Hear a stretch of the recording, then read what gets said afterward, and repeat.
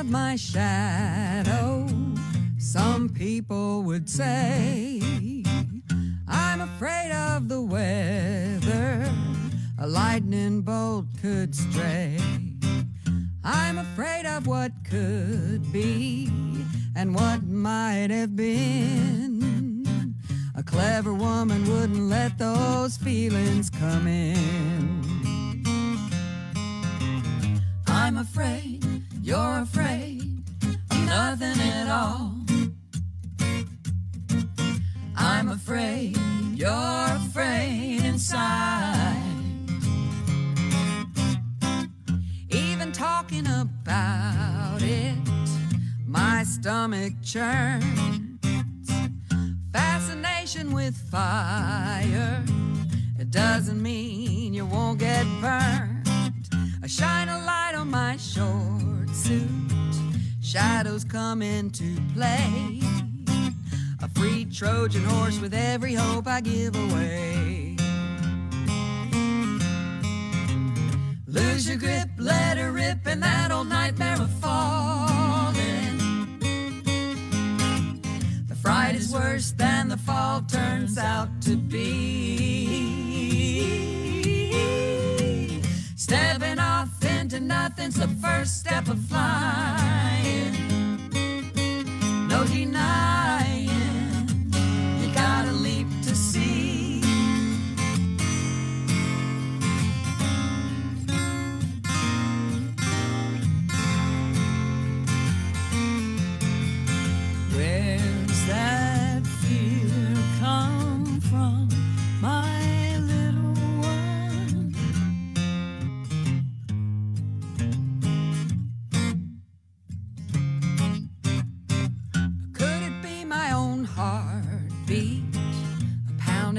my throat.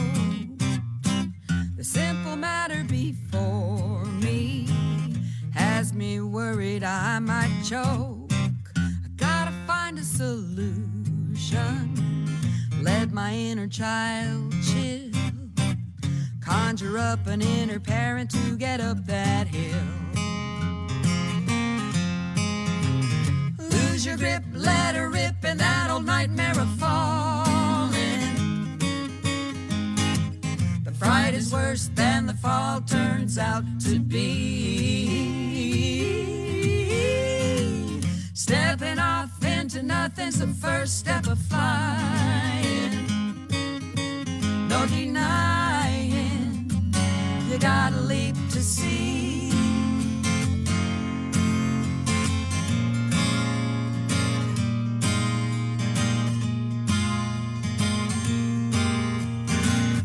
I'm afraid, you're afraid of nothing at all. I'm afraid, you're afraid inside. Lose your grip, let her rip in that old nightmare of falling. The fright is worse than the fall turns out to be.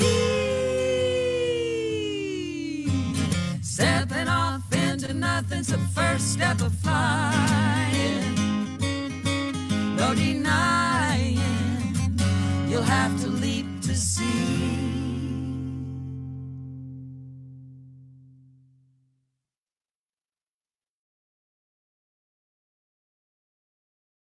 One, two, three, four.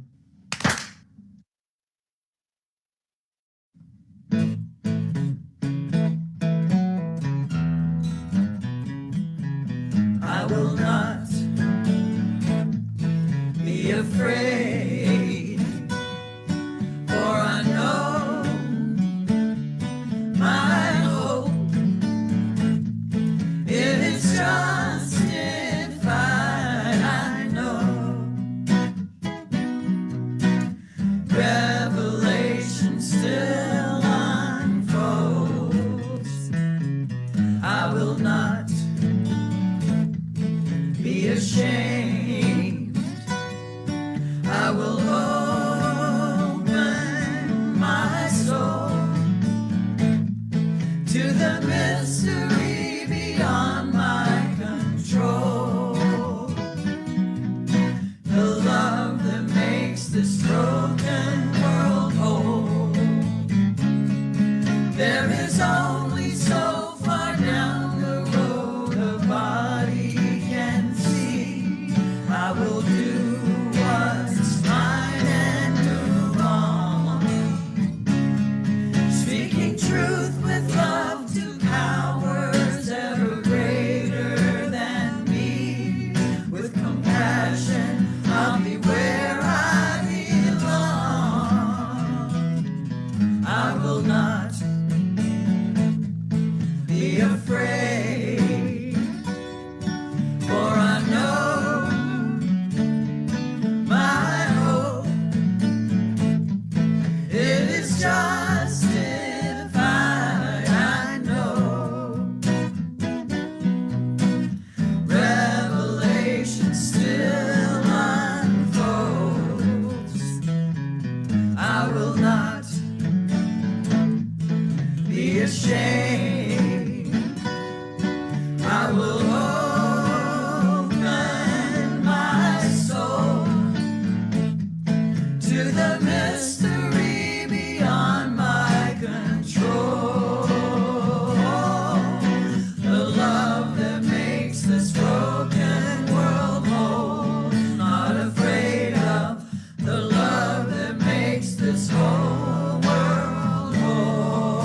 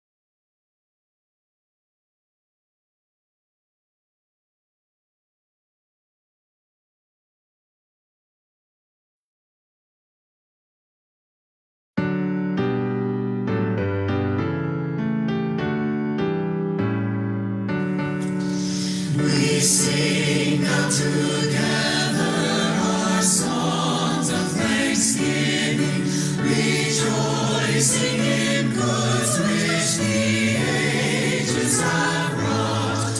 For life that enfolds us and helps and heals and holds us and leads beyond the goals which are for theirs once sought. We sing of the freedoms which martyrs and heroes have won by their labor, their sorrow, their pain. The oppressed befriending, our ampler hopes defending, their death becomes a triumph, they died not in vain. We sing of the prophets, the teachers, the dreamers, designers, creators, and workers and seers, our own lives expanding, our gratitude commanding. Their deeds have made immortal their days and their years. We sing of community now in the making, in every far continent, region, and land, with those of all races, all times and names and places. We pledge ourselves in covenant firmly to stand.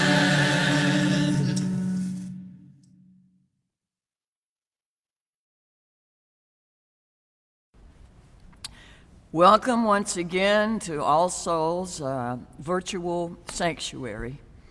We're really glad to have you here, and we hope very much that somewhere along the course of this service, you get something that feeds you in these challenging times that we're in. We do some front loading with a lot of information in the service, trying to get some announcements and stuff out of the way. I hope you'll hang with us, and I hope there was enough music at the beginning to make it worth the wait.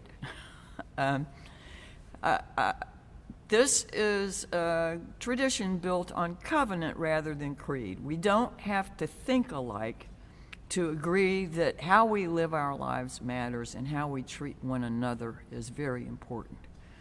That's all part of our covenant, and you're welcome to investigate that a lot more or ask us questions about it online. We're doing this live, so any technical glitches that come up, we ask your forgiveness. But we're trying to keep it as now and with one another as we possibly can. So whoever you are, whatever your age, race, origin, orientation, background, status, ability, identity, if you care to be here with us in mutual respect, you're always welcome. I did want to mention one thing. I've talked some about recycling, and it looks as though there's an organization called Christ Fit Gym, GYM, that you can contact, and twice a month they will pick up your recycling. They take everything except glass, and I think it's $20 a month. But we're trying. There are also places you can still take recycling, like to the recycling center in Bossier. The people that have access to Barksdale Air Force Base can take recycling there as well. But since the city of Shreveport has stopped doing it, we're trying to employ the options that are available and keep everybody doing what we can to take care of this precious place we share. So let's move into a little bit different portion of the service.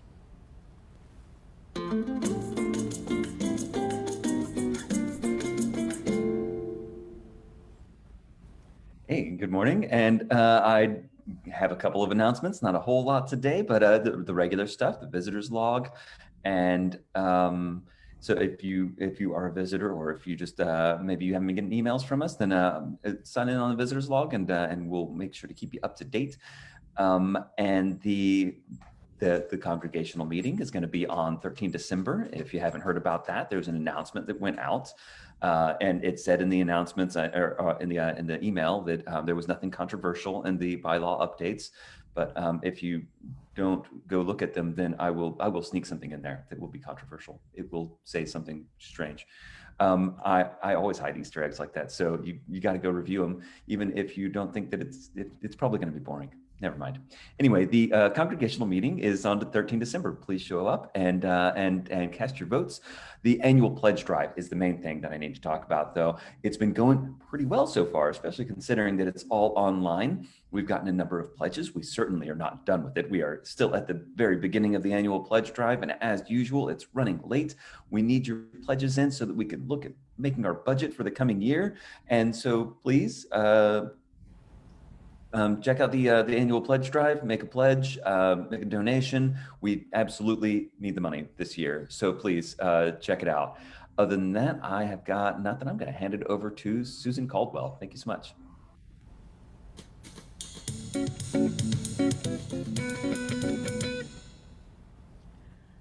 Good morning. Jazzy music this morning. I like it. I have just a couple of announcements also. We will not have family religious education this afternoon. We're taking a little holiday break, and we'll be back next Sunday afternoon at 1 p.m. And excuse me, also, we are going to be getting a list of 20 children from community support. As we do every year, we get gifts for try to fulfill the wish list of children they've been DCFS, the Department of Children and Family Services, has been working with them. They are in their homes. Either they've been placed back into their homes after being removed, or DCFS is working with the family, with the children in the home. So this has been something that we've done for years. It'll be a little different this year in that you'll have several options of how you can participate. Whatever is comfortable for you in this time, and I'll when I get the list, I will send out all of that information. So watch the Facebook page, watch the Facebook Caring Connection group, watch the Slack channel, watch your email, watch all of the communication, and you will get all the information. And I believe that is all I have for today. Thanks.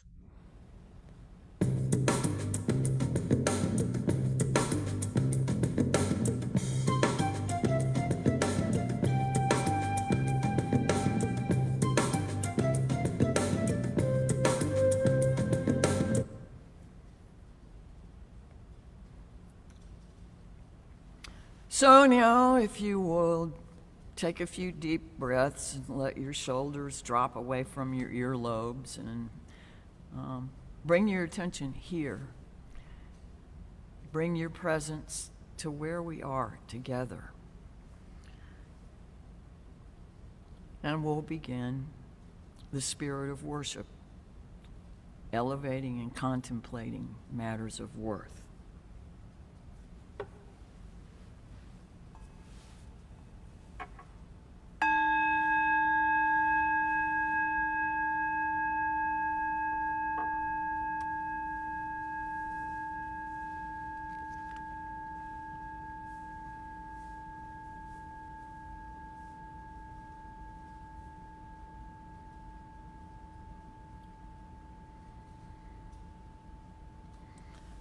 Come, gather, not into a common space, sharing a physical closeness that we long for. That has been precluded by wise choice. But come, gather into this common time and still very real common space. We need to be together. We yearn for connection. We hunger for the familiar faces of friends, the sound of shared voices proclaiming who we are, where we are going, that which resonates with our hopes and our dreams, our values. Though we must do all of these things in ways not like our accustomed fashion, we join here in spirit and voice and presence. Come, gather.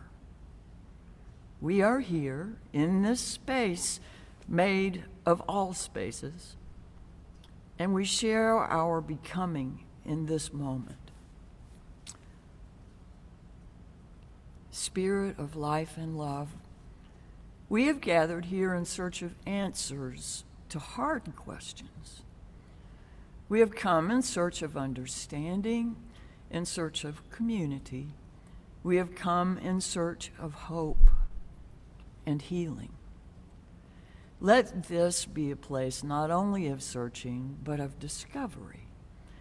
Let this be a place not only of learning, but of wisdom.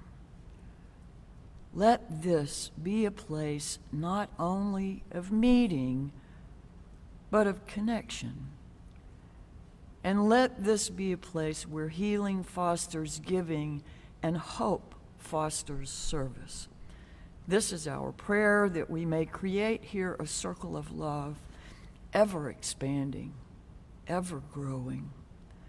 And as we seek to know the source of our being and to know ourselves, that we may better know others, may these efforts be blessed. I would invite Miss Susan to lead the first part of our chalice lighting this morning. And if all who know it would like to join me, we light this chalice to celebrate Unitarian Universalism. This is the church of the open mind. This is the church of the helping hands. This is the church of the loving heart. Thank you.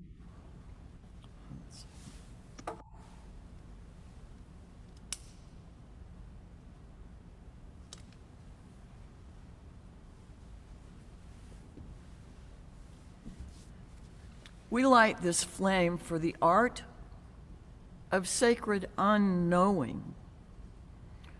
Humbled by all that we cannot fathom in this time, we come into the presence of what we do know, perhaps the only thing we can ever know, that love is now and forever the only answer to everything and everyone in every moment.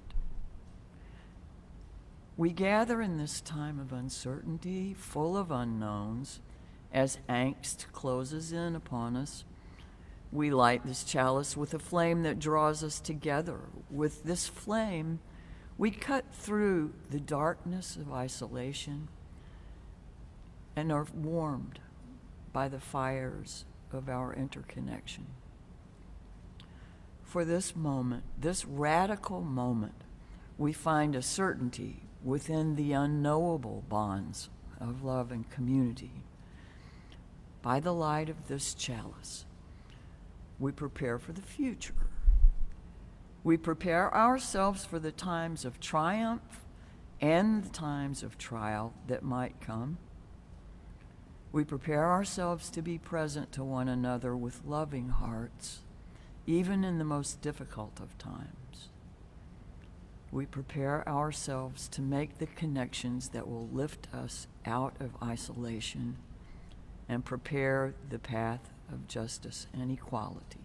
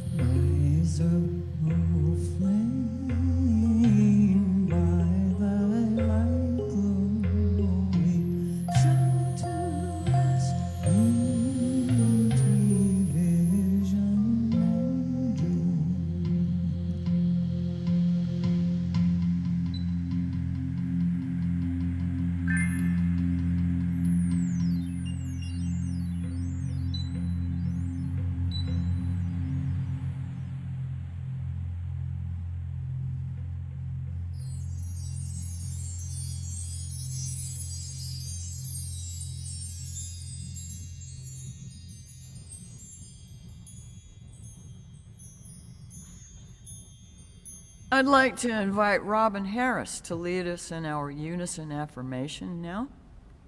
Robin? Love is the doctrine of this church. The quest for truth is its sacrament, and service is its prayer. To dwell together in peace, to seek knowledge and freedom, to serve human need, to the end that all souls shall grow into harmony with the sacred. Thus do we covenant with each other. Thank you, Robin. I know it's different, awkward, maybe not nearly as fun or whatever, but when we do things that have responses, or when there's hymns with lyrics on the screen, I want to encourage you to participate, to join in the words, to join in singing the songs. We have to do it with our mute buttons on, because if we try to do it all live, you won't believe what it sounds like. But putting voice to the things that we are saying brings your presence and your spirit into more engagement with this community. And I think that's important. So we have a hymn coming up right now, Spirit of Life. Most of you know it, and I invite you to sing along.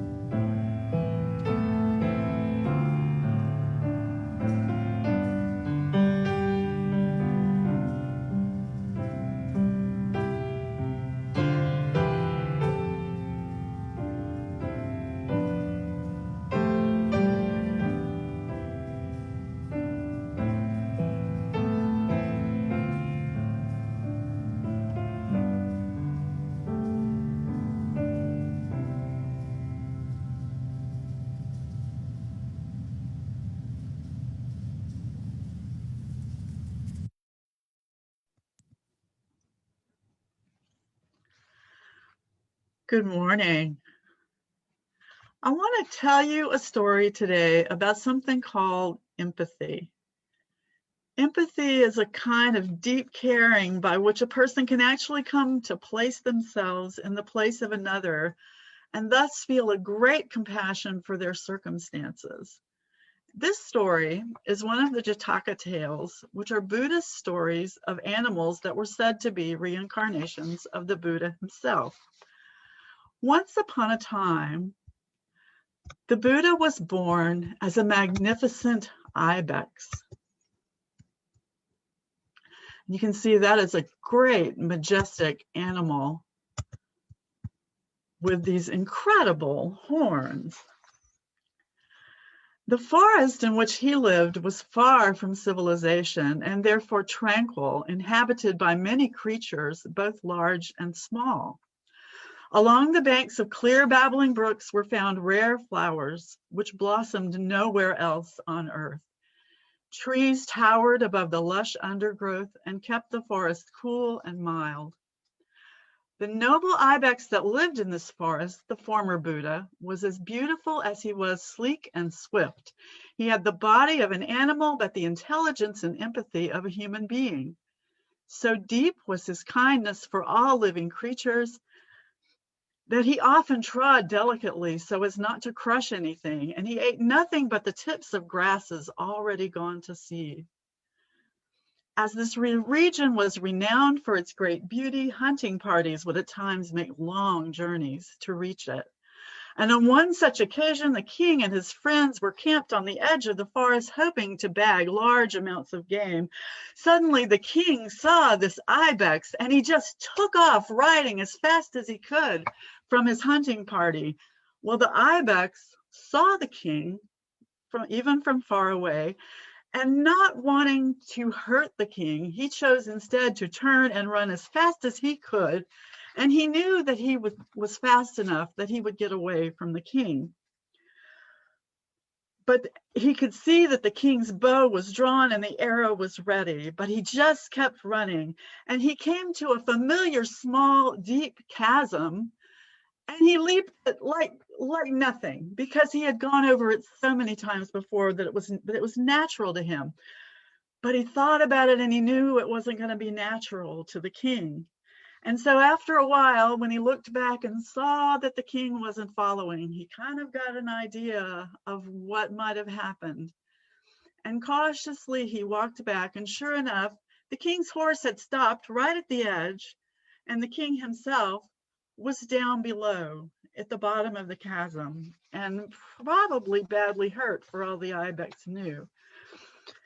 And so the ibex looked down into the chasm, and he no longer looked upon the king as his enemy, but he felt the king's suffering so keenly. And so he made his way down to the king.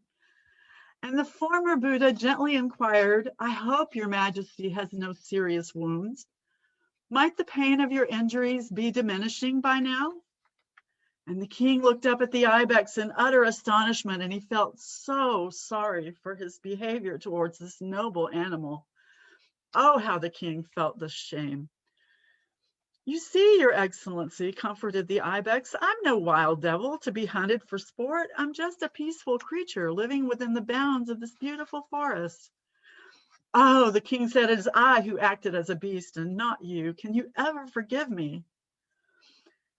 He said, "My physical pain right now is far less than the pain that I feel for having caused any pain to you." And so the ibex offered to help the king to get back up out of the chasm and get back to his horse. So first of all, he picked up a boulder about the size of a man, and he practiced with it. And when he knew that he was pretty comfortable with that, then he picked up the king and carried the king back to the cliff rim and back to his waiting horse. And the king said, "What can I ever do to repay you?" He said, "If you would come to my palace, I would see that your every need is met." But the ibex said, "No, I'm much more comfortable out here. This is my home, out here in nature, in the forest and in the mountains." And he said, "But there's one great favor that I would ask of you." "Anything," said the king. "I ask that you would give up hunting for sport. You now realize that all creatures want happiness and security. Can it be right to do to them what you yourself would despise to happen to you? A true king will gain his people's love by showing great goodness, not by showing power." And the grateful king agreed to the request. And as the ibex took him back to safety, he said, "Mount your horse, and I will guide you home to your camp." So the king soon returned to his palace, and the ibex disappeared into the shelter of the forest. But forevermore, the king lived by the wise words of the noble ibex, the former Buddha, and he forbade hunting for sport throughout the kingdom's domain. He protected his people, but he no longer waged costly wars against nearby countries. His kingdom flourished, and thus the good king was greatly loved and respected by his people as the gentlest and wisest of all kings. And if you or your children would like to color this page, there will be a link in the chat that can get you to that page that you can print out to color. And I thank you for listening.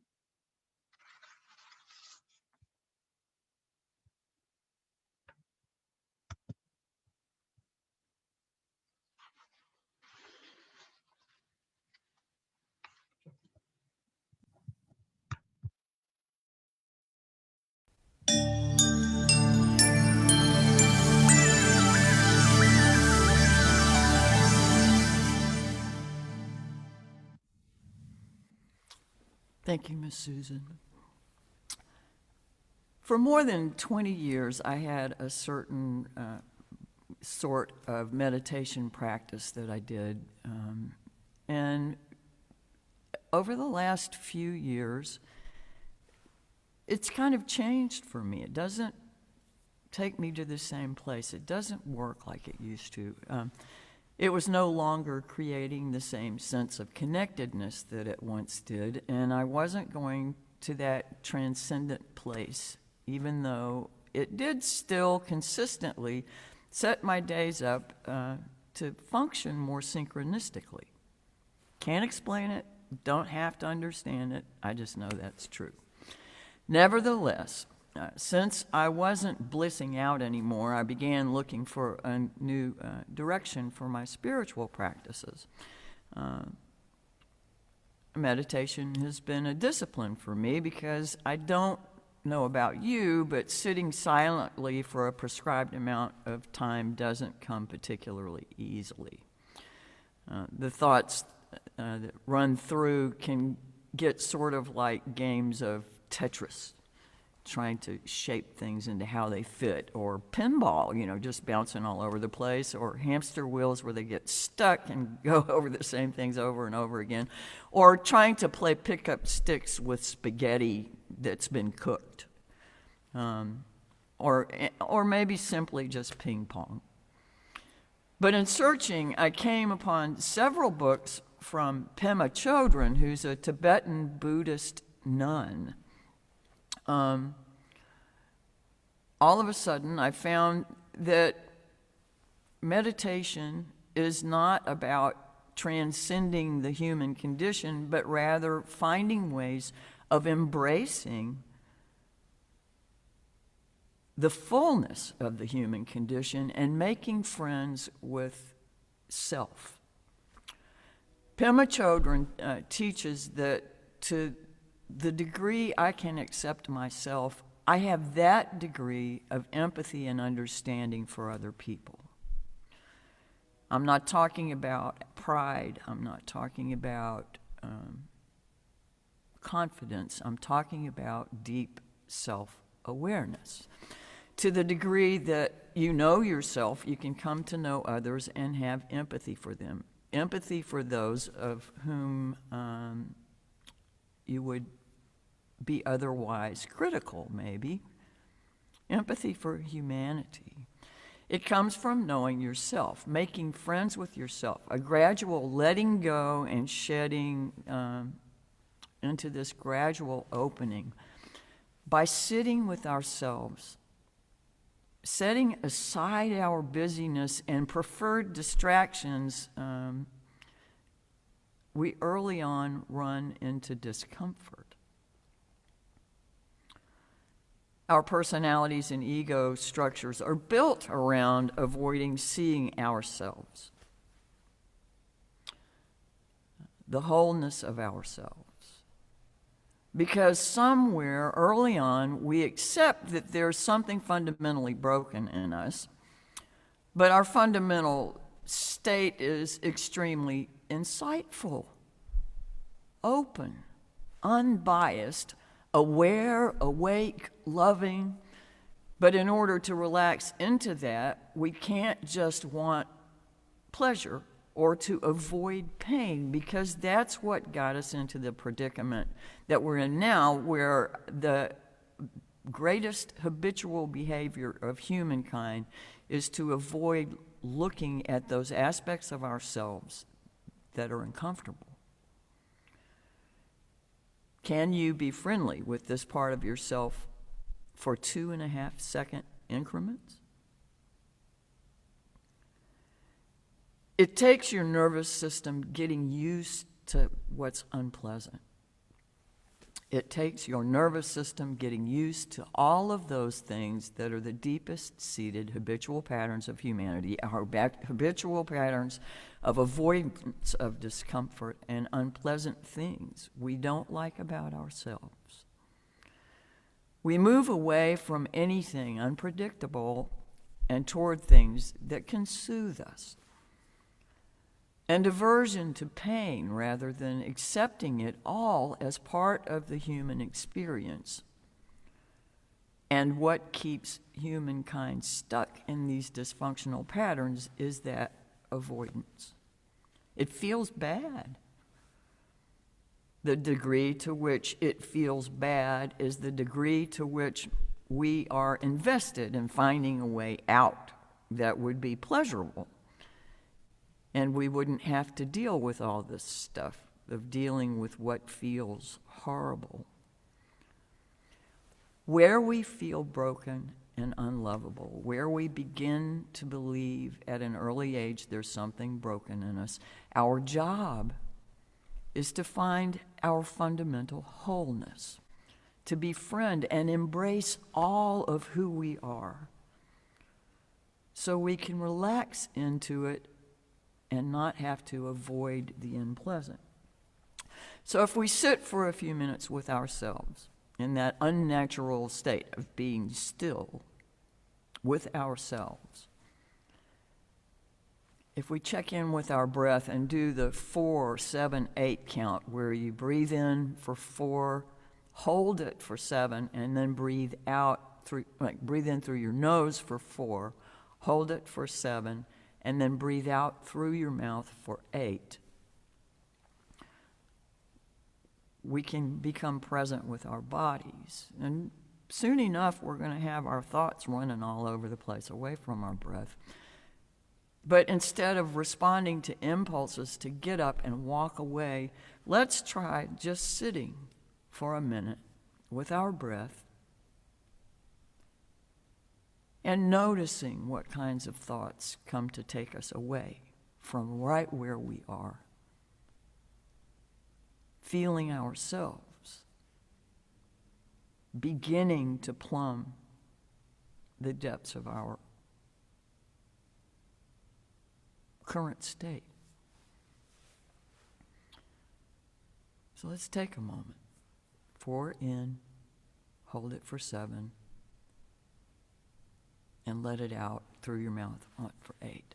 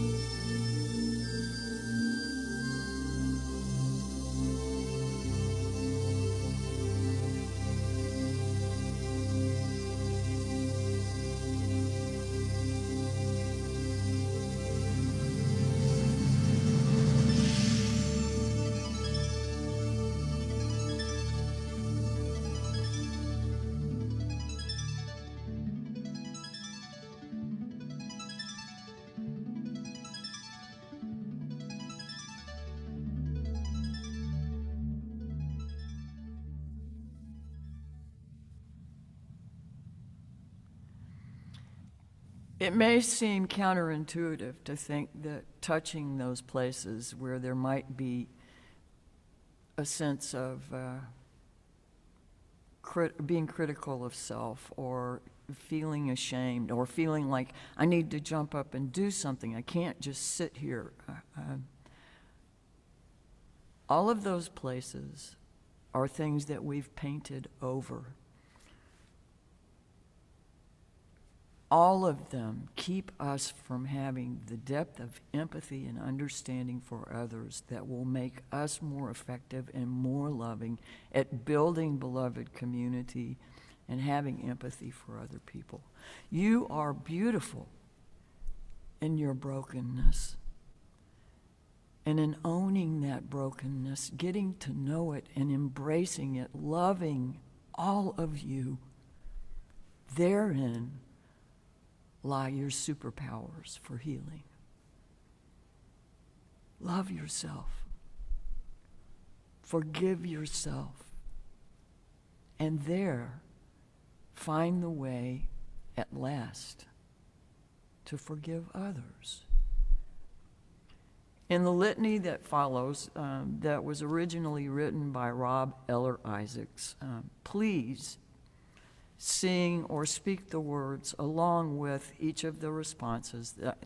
Every time the words will be, we forgive ourselves and each other. We begin again in love. I've made some modifications to the script, and I beg Rob Eller Isaacs' forgiveness for that. But we'll begin.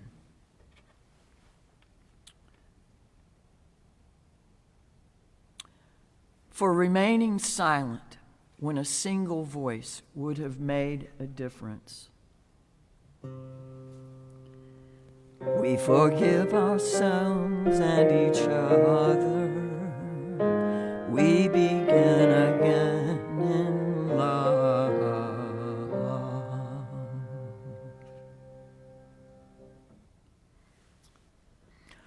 For each time that our fears have made us rigid and inaccessible,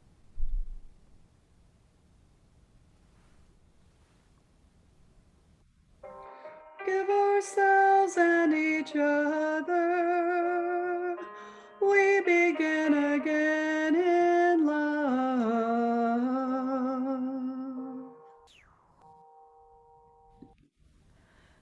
for each time we have struck out in anger without just cause or judged without deep understanding.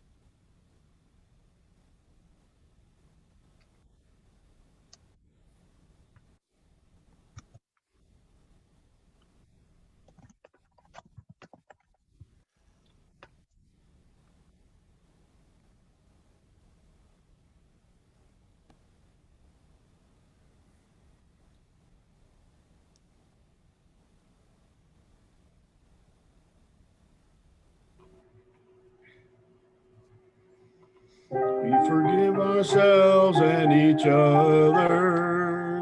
We begin again in love.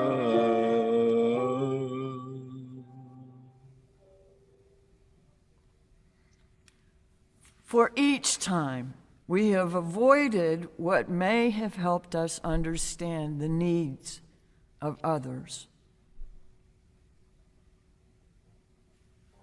We forgive ourselves and each other. We begin again in love.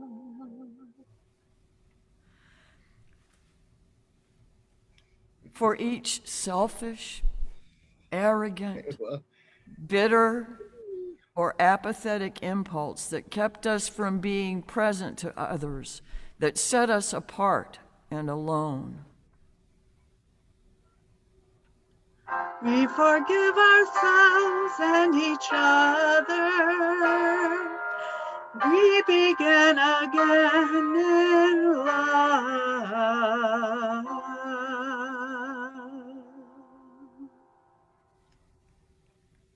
For falling short of admonitions of the Spirit.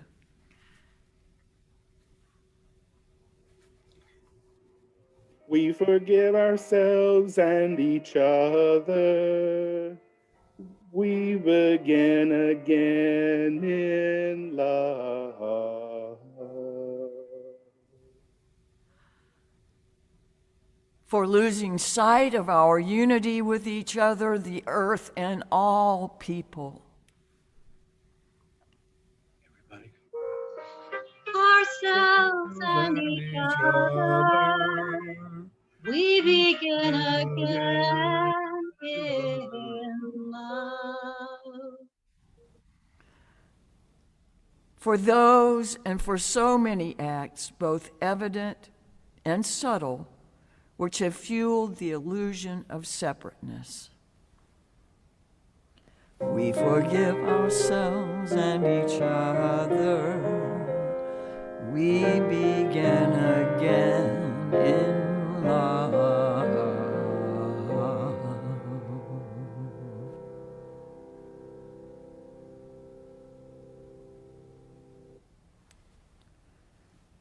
Thank you all for your participation this morning in that.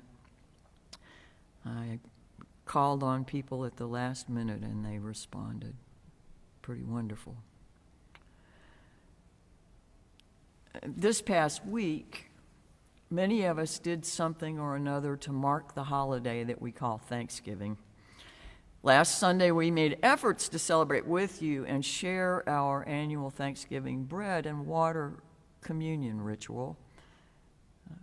We take that time to remember how uncommon and precious safe water and adequate bread or nutrition is in this world. We stop to take stock of how fortunate we are when we have even the most basic of needs met. And we're thankful. While some of our many blessings can be easy to forget about or overlook, we acknowledge that the reminders in this season are good. Having gratitude in our minds, hearts, and spirits is good. It's healthy. It's healing for our physiology, for our psychology, and for the world around us, not just symbolically. The harvest is now in.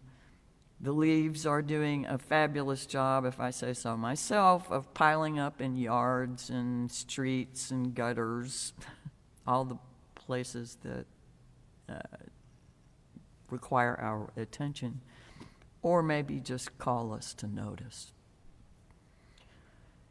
And in this fall, we begin the march toward the darker time of year.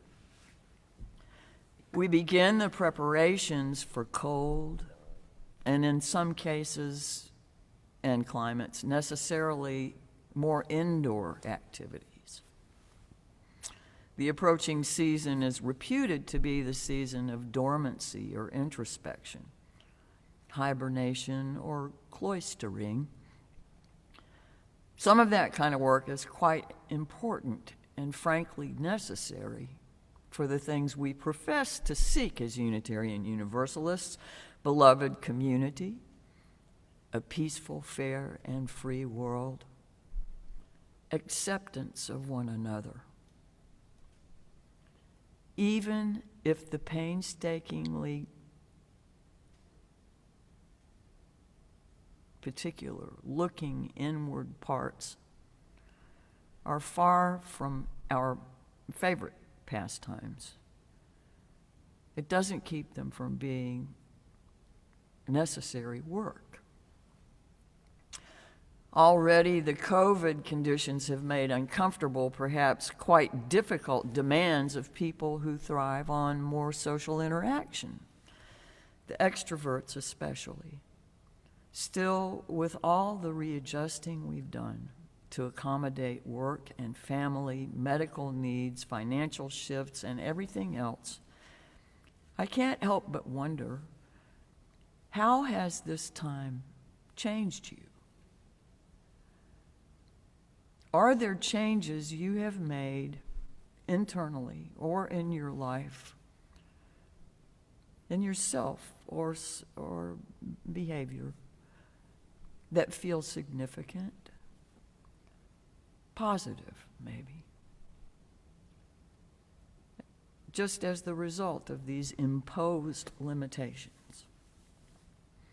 I welcome you to share your thoughts on that in the comments on the Facebook feed if that's how you're attending today. I'd love to hear what kinds of changes this has brought in your life.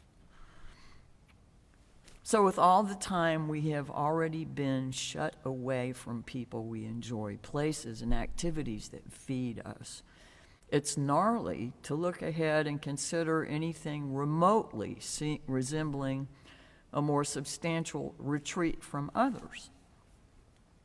Of course, there seem to be vaccines on the horizon. That's a great thing.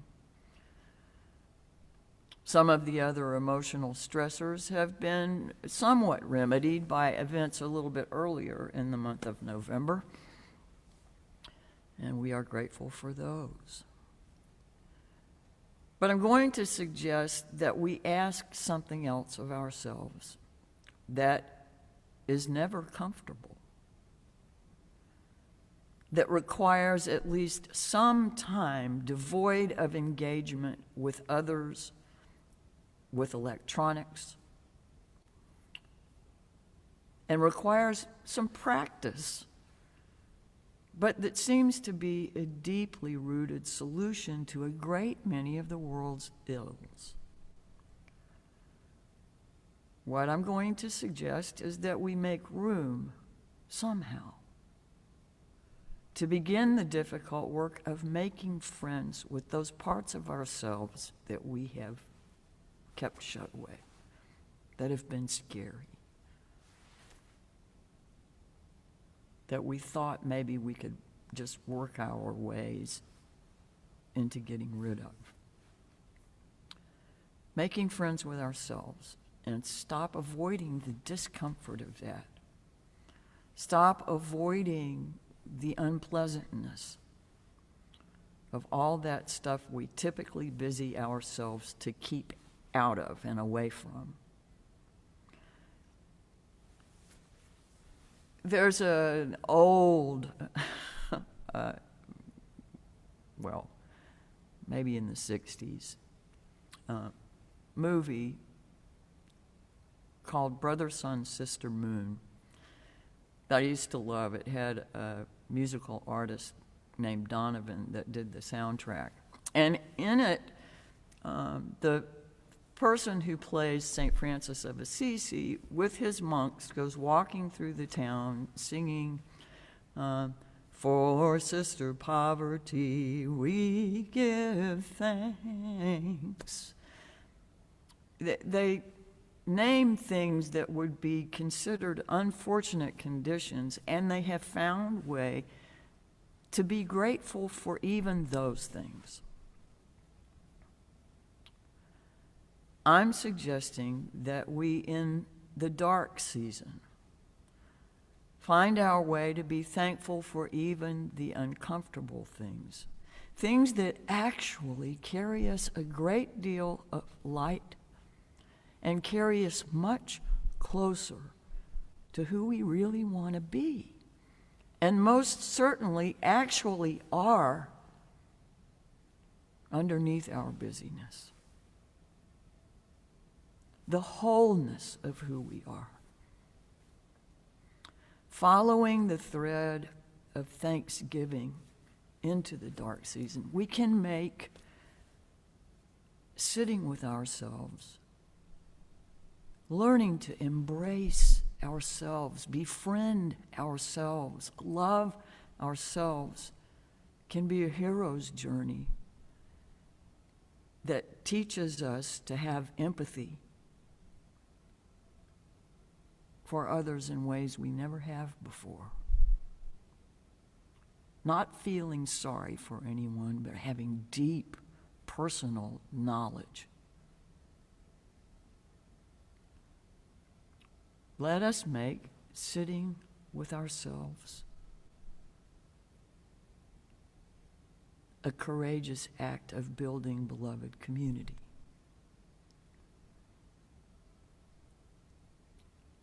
I would like to invite you to sing with me the first verse of One More Step.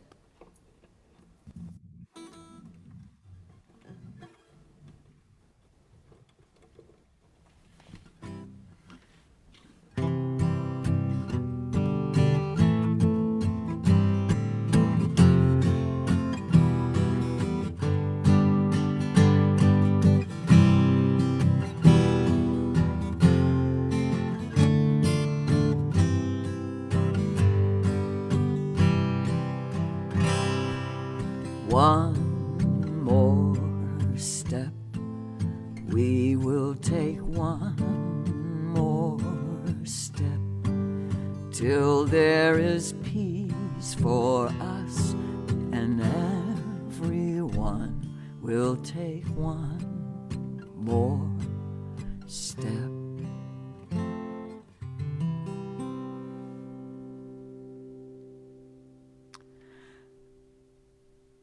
I would like to say thank you to the drivers who last week took around the bread to all of the people we could reach in a day so that they might participate in our bread and water communion that I spoke of earlier.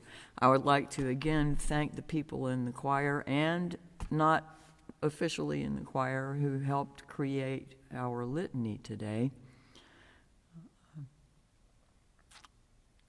Wisdom is not the gathering of more facts and information. This is from Richard Rohr.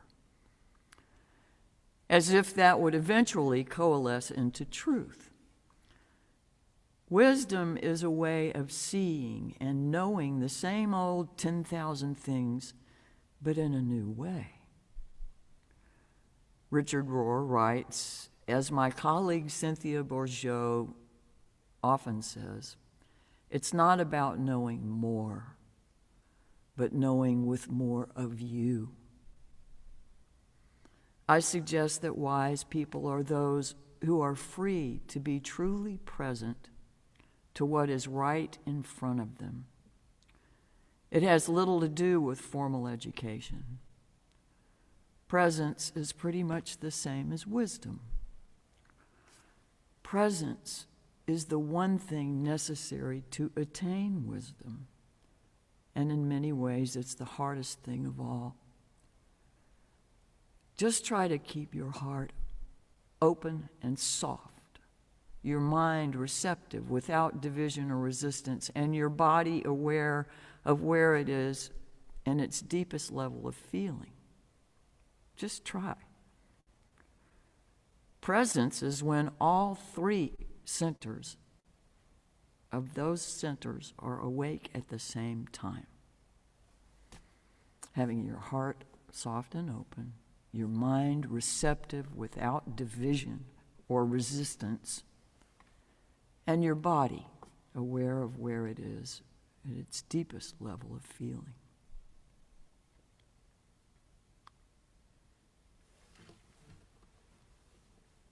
There's too much hardship in this world to not find joy every day. This is from Darcy Roque, who is one of our ministers in New Orleans. There is too much injustice in this world to not right the balance every day. There is too much pain in this world to not heal every day.